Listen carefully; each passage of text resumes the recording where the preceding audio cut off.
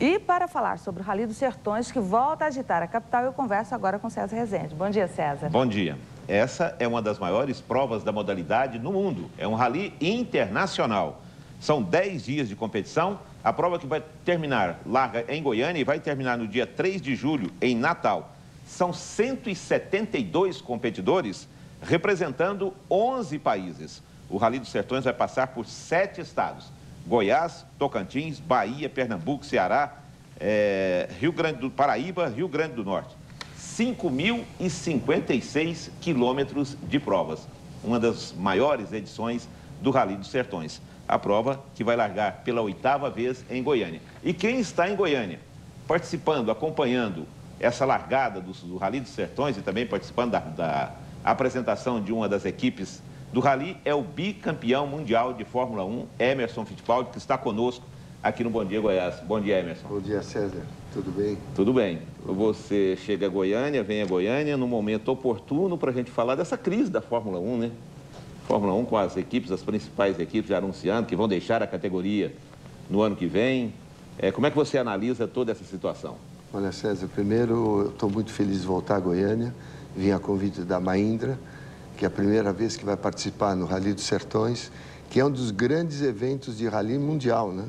Aqui no Brasil. Então, é um rally que tem uma repercussão mundial, é um rally muito difícil. Nós estávamos até conversando da dificuldade e a admiração que eu tenho pelos pilotos de rally, porque é improvisação. É diferente de um piloto no circuito. Rapidez de decisão, né? Você tem que improvisar o tempo todo, você não conhece a estrada, você não sabe o que está vindo. Então, é uma aventura. Um dia eu gostaria de fazer um rally também. E a equipe Mahindra é a primeira vez que vai participar.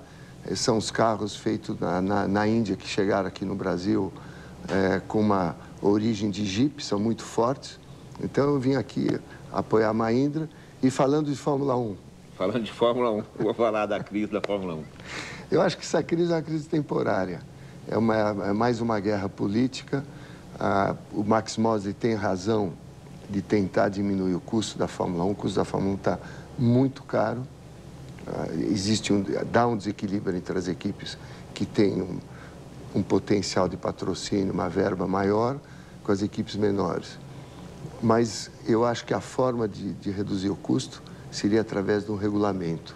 Emerson, você acredita que essa é uma crise passageira ou ela pode comprometer o futuro da Fórmula 1? Eu acho que desde que o Bernie esteja controlando a Fórmula 1, não vai comprometer o futuro da Fórmula 1.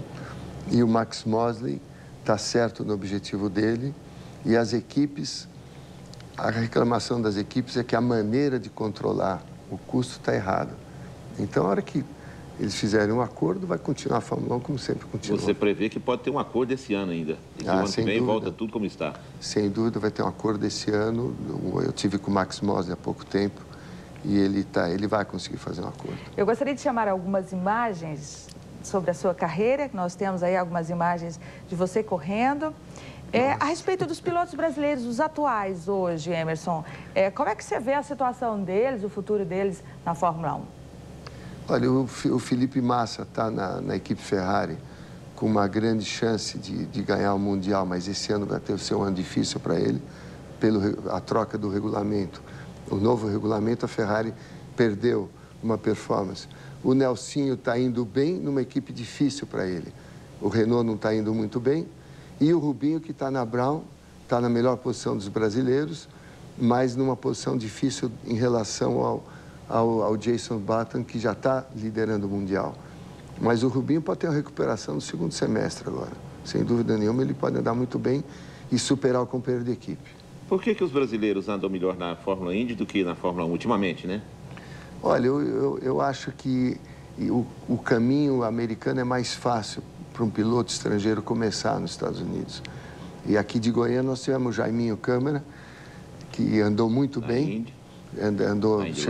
Chegou a vencer na Indy Lights. Eu acho que os Estados Unidos oferece uma oportunidade mais fácil para um piloto jovem com um carro igual.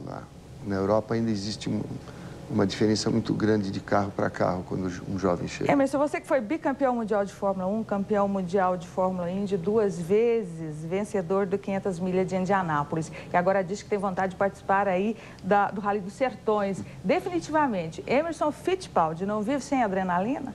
Olha, eu não consigo ficar longe do automobilismo. Quem gosta, o esporte como eu gosto, eu estou o tempo todo, eu estou com uma equipe que chama A1 Team Brasil, é uma categoria nova que é país contra país, eu tenho a equipe Brasil. Aliás, nós comentávamos que eu estou com um piloto jovem, falando de jovens pilotos brasileiros, que ele é espetacular. Você só... Felipe Guimarães. Você só não gosta de carros na cidade? Não, carro na cidade tem que andar devagar. Tem que ter autódromo e tem um rally para você andar rápido. Na cidade tem que ir de leve. Você está falando desse garoto que está na sua equipe, 17 anos, é de Brasília, né? Como é que você está vendo essa renovação, essas promessas do automobilismo brasileiro, com a possibilidade de chegar à Fórmula 1? Olha, o Brasil tem uma escola... Com a possibilidade de o Brasil voltar a ter campeão de Fórmula 1? O Brasil é um celeiro de pilotos. Através do kart, o go-kart é muito divulgado no Brasil. Então, hoje, todos os estados brasileiros têm corrida de kart. E o Felipe Guimarães é o exemplo. Ele nasceu em Brasília, começou lá com 7, 8 anos de idade a já pilotar, que nem o filho do Nelson Piquet, agora o Pedro, também começou com 5, 6 anos de idade. E são gente que cresce dentro do automobilismo. Isso aí é muito importante. Hoje, começar com 5, 6 anos. Na minha época, eu não podia correr de kart com menos de 17 anos. Imagina, eles começam hoje com 5, 6 anos de idade e já estão competindo num nível de competição difícil. Não é fácil, não. A molecada é bem forte. Campeonato brasileiro. Eu tenho meus 2 netos, Pietro e Enzo, correm nos Estados Unidos. Um tem 12 anos, outro tem 6. Então, você imagina... daí que vai sair o novo campeão. A esperança da família Fittipaldi é essa aí, ó. Eu acho que todos nós temos esse amor, a paixão pelo automobilismo, como o Nelson Piquet tem com os filhos dele, meus netos. Ok. César, obrigado. Obrigada, Emerson Fittipaldi. Foi um prazer recebê-lo aqui no Bom Dia. Uma boa estadia aqui em Goiânia. Obrigado e boa sorte a todos no Rally do Sertão e a equipe Mahindra. Pela primeira vez, boa sorte. Tudo de bom. Aguarda mais um instantinho que eu acho que tem uma questão aqui para você responder. Um minutinho só. Inaugurado há quase 40 anos, o Autódromo de Goiânia já recebeu grandes provas do automobilismo brasileiro, como Stock Car. Em visita a Goiânia, o presidente da Confederação Brasileira de Automobilismo falou sobre a possibilidade da capital voltar a fazer parte do calendário das grandes corridas. A Confederação está se colocando à disposição do governo de Goiás com todos os recursos que ela dispõe, ou seja, nós temos uma Comissão Nacional de Autódromo com pessoas de nível internacional, isso a custo zero para o Estado. Eu quero que no meu mandato, se Deus quiser, de repente até o ano que vem, Goiás volta a sediar todas as provas do Campeonato Brasileiro. O senhor tem um diagnóstico aí desse, o que aconteceu, que a gente foi de um nível internacional a essa situação de hoje?